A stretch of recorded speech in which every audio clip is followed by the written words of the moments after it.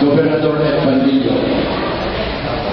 He's the first Filipino Roman Catholic priest to be elected as governor in the country's history.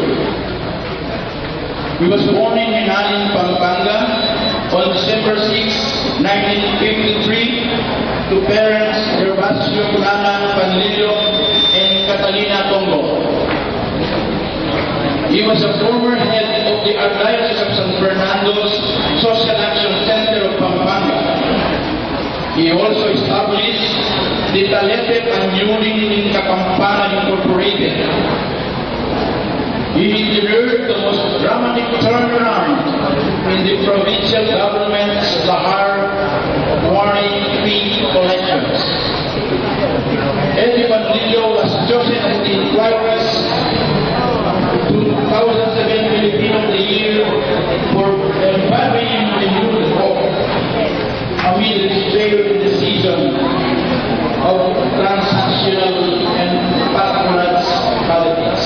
How will the government and Panlilio will now convey the board?